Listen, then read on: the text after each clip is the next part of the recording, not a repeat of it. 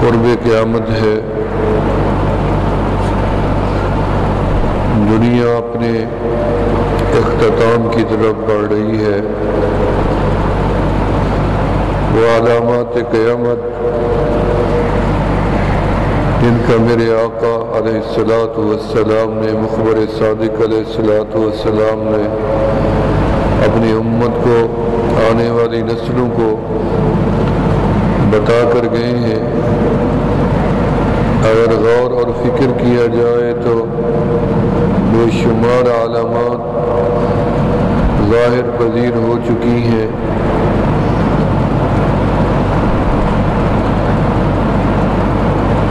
لہذا انسان کا حرص ختم نہیں ہوتا، انسان کی ہوس ختم نہیں ہوتی، خواہشات ختم نہیں ہوتی، جبکہ دنیا بنانے والے رب دنیا کو لپیٹنے کے لیے تیار ہیں۔ سمندر روزانہ اجازت مانگتا ہے اللہ سے کہ اللہ مجھے اجازت دے،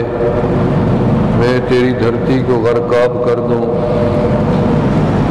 پہاڑ اجازت مانگتے ہیں کہ سب کو دبا دوں، اور ہر طرح کی مخلوق اللہ سے اجازت مانگ رہی ہے، لیکن رب نے اس دنیا کو آخر ایک نہ ایک دن ختم کر دینا ہے، اور یہ دنیا اس وقت تک باقی رہے گی جب تک اس دھرتی کے اوپر ایک بھی بندہ میرے اللہ کا نام لینے والا موجود ہے۔ جب تک ایک بندہ بھی موجود ہے اور وہ کہتا ہے اللہ اللہ اللہ اللہ، اس وقت تک قیامت کو اللہ نے نہیں برپا کرنا۔ اس کا مقصد ہے کہ اللہ اللہ کرنے والے کی اہمیت کتنی ہے، مقام کتنی ہے، اور اس کا فائدہ کتنی ہے۔ اللہ نے کسی نمازی کا نبی علیہ الصلوۃ والسلام نے تذکرہ نہیں فرمایا کہ جب تک نمازی موجود ہوگا، ہو سکتا ہے ایسا زمانہ آئے کہ مسجدیں نہ بنانے دی جائیں، ایسا زمانہ آئے کہ مسجد میں نماز نہ پڑھنے دی جائے، ایسا زمانہ بھی آ جائے کہ نماز پڑھنے والوں کو پھانسیوں پہ لٹکا دیا جائے، اور ایسا خوف کا عالم ہو کہ قرآن نہ پڑھنے دیا جائے، ایسا عالم ہو کہ کعبہ بیت اللہ ہی ہٹا دیا جائے۔ تب فرمایا کہ جب خوف کا عالم ہوگا، دہشت کا عالم ہوگا، وحشت کا عالم ہوگا، اس عالم میں اگر کوئی بندہ ایک کونے میں بیٹھا صرف اتنی کہہ رہا ہوگا اللہ اللہ، تو کملی والے نے فرمایا لا تقوم الساعہ، اس وقت تک قیامت آ نہیں سکتی جب تک یہ بندہ زندہ موجود ہے۔ جب اس پہ بھی موت آ جائے گی تو رب نے کسی عقل والے کو اس کی عقل کو نہیں دیکھنا، کسی عیالدار کے عیال اولاد کو نہیں دیکھنا، کسی کی فہم و فراست کو نہیں دیکھنا، کسی کی شکل و صورت کو نہیں دیکھنا، پھر کسی خطے کو نہیں دیکھنا، پھر آنن فانن اس دنیا کے اوپر قیامت کو برپا کر دیا جائے گا۔ یہ نہیں ہے کہ مرحلے وار ترتیب کے ساتھ دنیا بنائی تو ترتیب کے ساتھ تھی، لیکن جب ختم کیا جائے گا اس دنیا کو دکتا دکتن واحدہ، ایک ہی جھٹکے کے ساتھ اللہ رب العالمین دنیا کو ختم کر دیں گے، مٹا دیں گے۔ لیکن جب دنیا بنائی گئی تھی اس کے اوپر ایک ترتیب سے سجائی گئی تھی، کبھی زمین کو بچھا دیا، کبھی آسمان کو ٹھہرا دیا، اور کبھی درختوں کو اگا دیا، کبھی پہاڑوں کو گاڑ دیا۔ 7 دن کی ترتیب سے دنیا کا نظام بنایا گیا، لیکن جب ختم ہو گئی تو کسی دن کا معاملہ نہیں ہے، ایک دن ہوگا، بس وہ جمعہ کا دن ہوگا، 10 محرم الحرام کا دن ہوگا، جس دن قیامت برپا ہوگی۔ ایک دن کے اندر کسی کو راہ فرار نہیں ملے گا، دنیا نے بڑی کوشش کر لی ہے کہ ہم قیامت کو ٹال سکیں، لیکن قیامت کے اس ہولناک منظر کا تصور دنیا کے ہر مذہب کے اندر موجود ہے۔ یہودی بھی مانتا ہے، عیسائی بھی مانتا ہے، ہندو بھی مانتا ہے، کافر بھی مانتا ہے، سائنسدان بھی مانتا ہے کہ ایک نہ ایک دن یہ دنیا ختم ہونے والی ہے، کیونکہ جو چیز بنائی جائے اس کا اختتام بھی ہوتا ہے۔ رب کیونکہ بنے نہیں ہیں، رب تو خود موجود تھے، وہ اختتام سے بھی محفوظ ہیں۔ فرمایا اس لیے یہ دنیا اب اختتام کی طرف بڑھ رہی ہے اور اس کی مقاصد پورے ہو چکے ہیں کہ جب آپ کوئی مقصد کے لیے کسی پروگرام کو بنانے کے لیے آپ کو جلسہ بناتے ہیں، شادی کا فنکشن کرتے ہیں، شامیانے لگاتے ہیں، کرسیاں لگاتے ہیں، سٹیج بناتے ہیں، عالم کو بٹھانے کے لیے، دلہا دلہن کو بٹھانے کے لیے، مہمان کو بٹھانے کے لیے،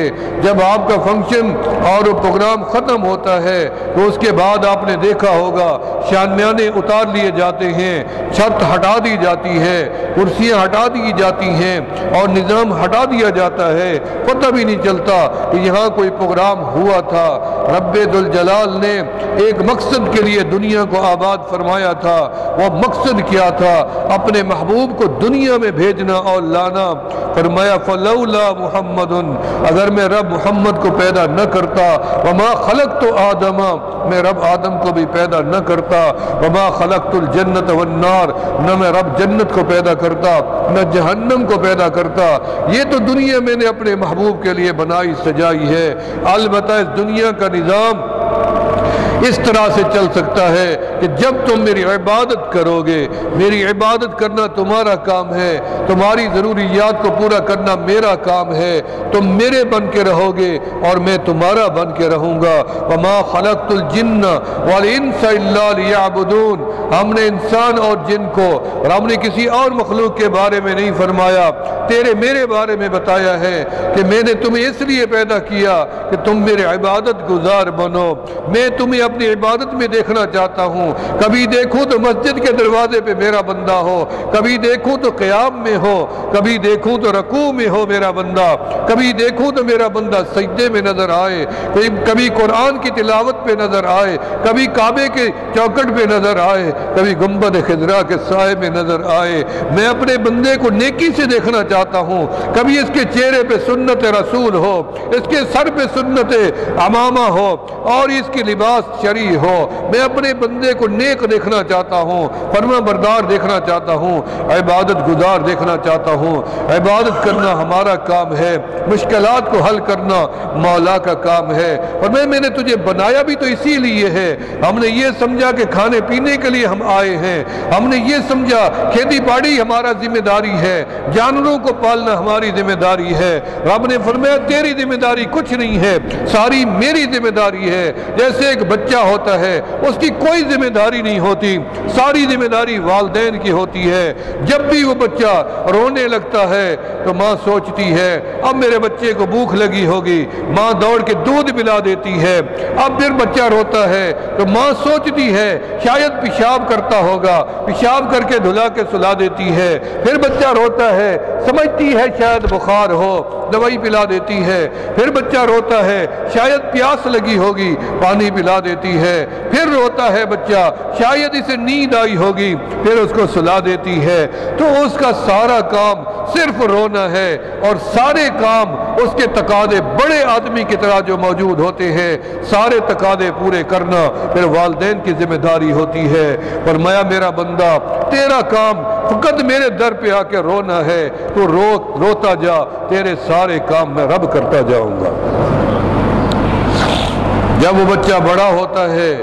اور وہ ماں سے دور ہوتا جاتا ہے، وہ کھیلنے لگ جاتا ہے، وہ بھاگنے دوڑنے لگ جاتا ہے، ماں کی توجہ بھی اس سے ہٹتی جاتی ہے۔ اسی طرح جب بندہ اللہ کا در چھوڑ دیتا ہے، ادھر ادھر مصروف ہو جاتا ہے، رب کی توجہ بھی بندے سے ہٹتی جاتی ہے۔ جب بندہ واپس اپنے مولا کے در پہ آتا ہے، 70 مائیں مل کے اکیلے ایک بچے سے پیار نہیں کرتی جتنی اکیلا رب اپنی ساری مخلوق سے پیار فرماتے ہیں۔ فرمایا مجھے مخلوق بڑی پیاری ہے۔ تم زیادتی نہ کرنا میرے بندوں کے ساتھ، چاہے وہ کافر کیوں نہیں ہے، تجھے زیادتی کی اجازت نہیں، بندہ بندے کے ساتھ زیادتی نہ کرنا، البتہ